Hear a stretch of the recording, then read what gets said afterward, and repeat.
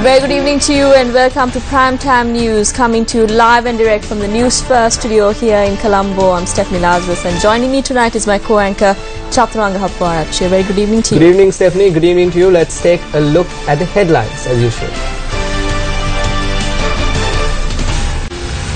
New 15% VAT scheme to take effect from May 2nd.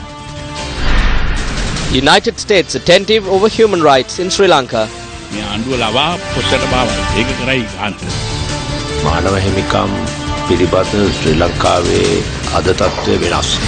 Police canine unit roams the surroundings of the Lagala police in search of stolen firearms. Weapons theft in the south cannot be taken lightly, a claim by former MP Suresh Premachandran. Sri Lankan Airlines flight subject to an emergency inspection in Singapore. 5 detained. The new 15% value-added tax scheme will take effect on the 2nd of May. The Ministry of Finance made this announcement today. Making a special statement in Parliament on the 8th of last month, Prime Minister Ranil Wickremesinghe proposed to increase the value-added tax or VAT to 15%. Thereby, the VAT was to come into effect from the 1st of April. However, it did not come into effect. In a statement, the Ministry of Finance announced that the value-added tax will come into effect from the 2nd of May. The value-added tax, which was at a rate between 8 and 12.5%, will be increased to 15% from the 2nd of May. 1. Supply of telecommunication services. 2. Import or supply of telecom equipment or machinery, high-tech equipment including copper cables for telecom industry. 3. The issue of licenses to local telecom operators by TRC. 4. Supply of healthcare services. 5. Supply of goods or services to any specified projects other than housing projects. The prices of goods and services in the country could increase due to the steps taken to increase the income of the government. Especially, another important point is that the limit of the nation building tax was at 25 million rupees. The tax limit has been brought down to 3 million rupees. It is clearly seen in this that medium-scale industrialists will have to pay an additional amount of tax to the state. The amount of tax the public has to pay for telecommunications, electricity, water and health services will increase. Therefore, I think that we cannot look at this as the economy of the country travelling towards a positive direction. A group of United People's Freedom Alliance members from the Western Provincial Council called on former President Mahinda Rajapaksa at the Carlton House in Tangol. The councillors included Shenal Velgama, Yasapala Koralage and several others. No.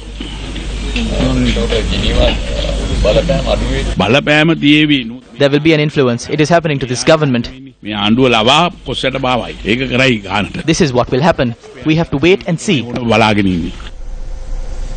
Deputy Minister of Foreign Affairs Dr. Harsha De Silva states that the government will express its views regarding the country report on human rights practices 2015 on Sri Lanka issued by the US State Department after a thorough analysis.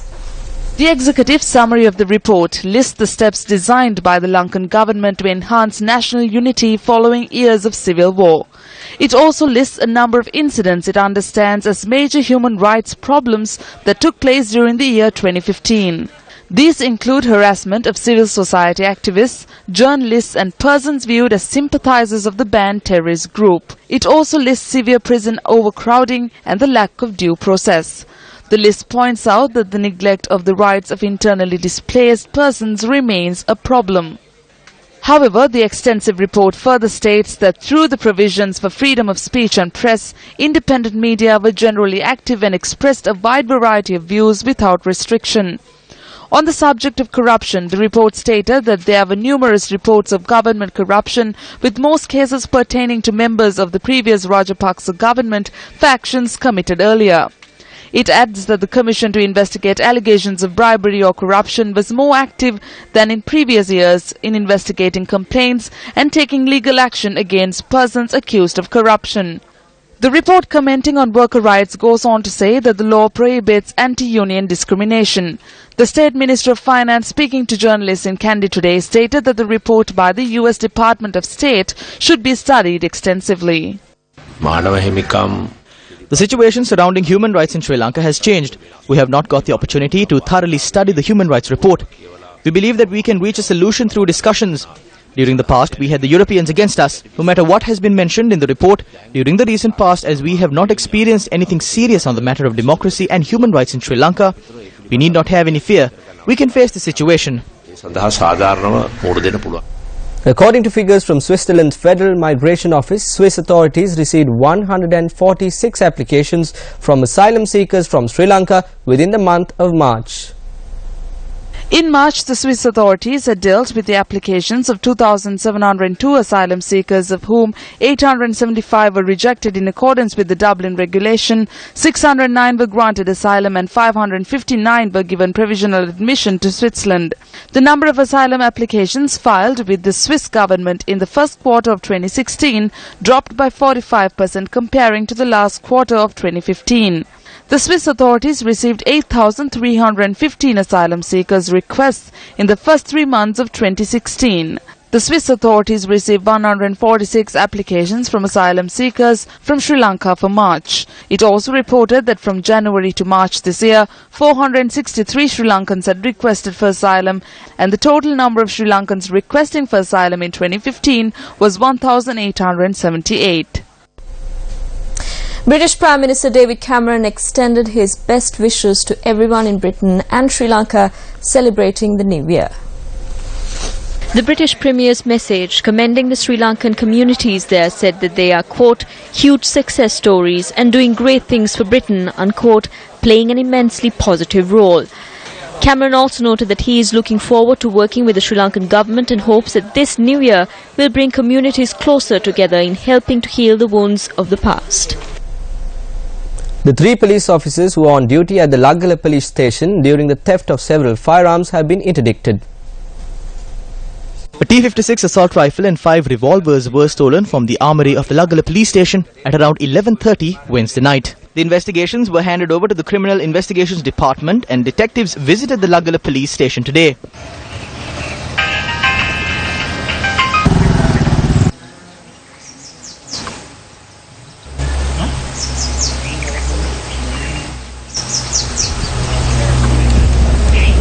An assistant superintendent of police is leading the inquiry of the 3 police officers who were on duty at the police station at the time of the theft. The Police Special Task Force searched the area surrounding the police station to locate the suspect and was assisted by the police K9 unit. Our correspondent said that the K9 left through the back door of the police station and returned to the exact spot. Following the break-in at the police station, the holiday leave of 80 police officers attached to it have been cancelled. Leader of the EPRLF, Suresh Premachandran, says that the theft of weapons from the police station in the south is an incident that cannot be taken lightly. It is not surprising to make discoveries of hand grenades, weapons and suicides west from a battlefield. You cannot be 100% certain that those were discovered from there. It can be even brought from a different place and 2 persons may have been arrested. The police station in the south was broken into and 5 weapons were stolen. If this happened in the north, will those people be left in peace? Every house will be searched. The weapon theft in the south was not reported in a large manner in the papers. Leader of the Janasatha Peramuna, Venerable Battaramulle Seelaratna Thera, commented on the firearm theft that took place at the Laggala police station. What were they doing until 6 weapons went missing? The theft of a weapon cannot be taken lightly. The next thing we hear is that shots have been fired. All the weapons in the possession of the people must be seized before any disaster takes place and the law must be enacted. I request the President, the State Minister of Defence, the Police Department and the Secretary to look into this.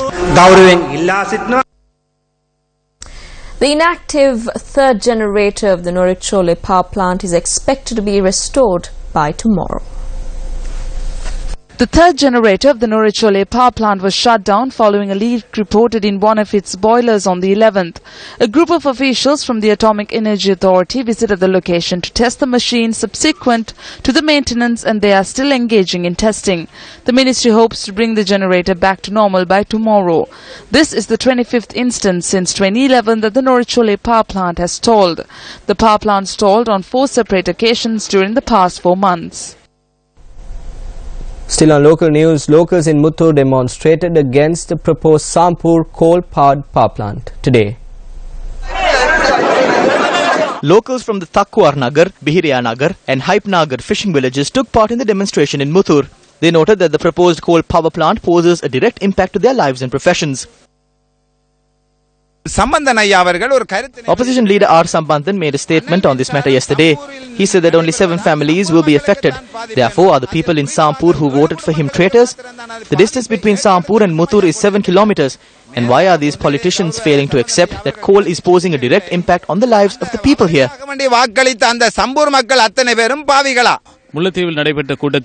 Although Sambandhan said only 7 families will be affected, many villages will be affected. We request the opposition leader to step away from politics that deceives the people. Well, as it was mentioned on the headlines tonight, Sri Lankan Airlines flight UL309 had been instructed to return to Changi International Airport by Singapore authorities due to security concerns soon after it was airborne to Colombo. The flight eventually reached Colombo early this morning following a total delay of 3 hours. In a statement, Sri Lankan Airlines reported that upon its return to Singapore, the airport division of the Singapore Police Force requested that all check-in luggage was screened once more and also interviewed a few passengers. It adds that accordingly, all baggaging was offloaded and sent for security screening. Further, the airport police requested Sri Lankan Airlines to offload 3 additional passengers for further questioning. This was in addition to 5 passengers who were initially detained for interrogation before the flight departed. Sri Lankan says that the 5 passengers originally offloaded are still being detained by the airport police division. The Civil Aviation Authority of Singapore is yet to disclose the reasons that led to the recall of flight UL309.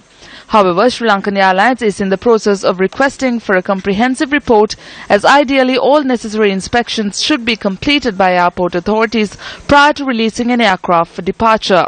Sri Lankan Airlines adds that this incident was beyond the control of the airline and that it always maintains the highest safety standards.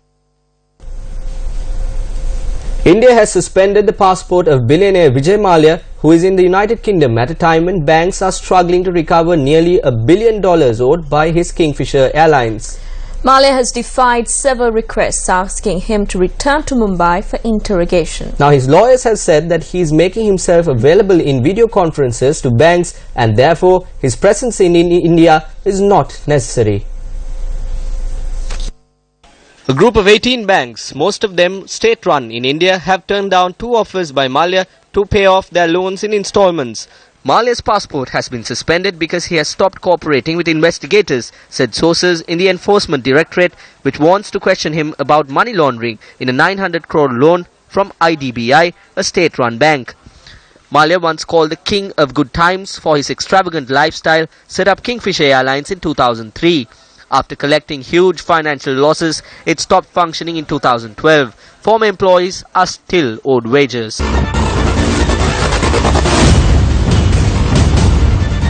In a new development, the Spanish Minister of Industry, Energy and Tourism resigned this morning after documents in the Panama Papers linked him to offshore investments in the Bahamas. And news reports then connected him to a company in the tax haven of Jersey, an island that belongs to the United Kingdom. The minister, Jose Manuel Soria, is among the most high-profile figures to suffer politically since the release of the leaked Panama Papers. Leading financial institutions have welcomed a new crackdown on international tax dodging agreed by Europe's biggest 5 economies. Tax and law enforcement agencies in the United Kingdom, Germany, France, Italy and Spain have agreed to share data. As I said earlier, taxation is regarded as a local matter associated with sovereignty, but international cooperation has to really be significantly improved. Under the new deal, the 5 nations will exchange information regarding beneficial ownership registers, which show who really owns assets, and will also create new registers of financial trusts. Several fire-related incidents were reported today. A fire broke out in a 3-storied building which stored manufactured rubber products in the Mathura-Valigam area today. Even though the fire extinguishing department in Mathura had taken measures to douse the fire, the building had suffered much damage by the time the fire was put out. I saw smoke inside, and when I opened the door, the place was on fire. The Valigam Municipal Council does not have a fire brigade, and that's the main cause of this destruction.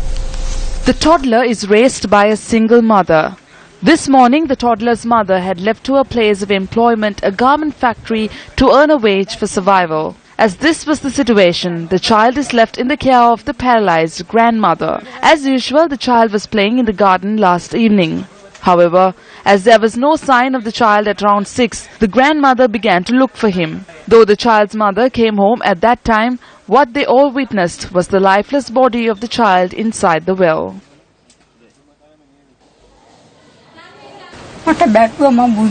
I was asleep, I had a stroke and somehow I made my way towards the yard. I can't walk, my legs and hands are paralyzed. The child was inside the house. He always kept going to our neighbor's house and back and forth. I told him not to go there. He had fallen into the well after I told him not to go for the third time.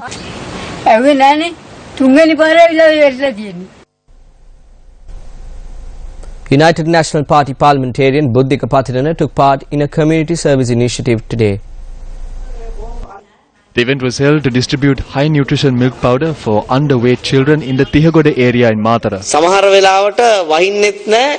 At times it does not rain and we do not hear the thunder rumble.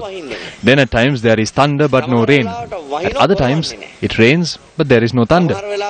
Politics is so similar to that. Some are alive but are silent. Some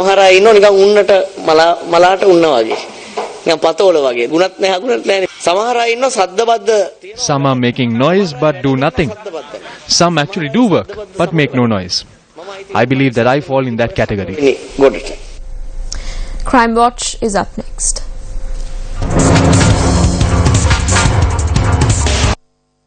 A body said to be of a male was found in the Dampe area in Piliyandala. The police stated that they suspect that the body was brought to the location subsequent to murdering the individual. Acting Magistrate of Casbah Sunetra Pereira arrived at the location and conducted the magisterial inquiry, and the individual is yet to be identified. One person was killed in an assault that took place in a house in the Paulwat area in Kitulgala, Yatiyantota last night. Police stated that an argument had led to the assault. A 31-year-old nephew had thus assaulted his uncle. The individual died while being rushed to hospital.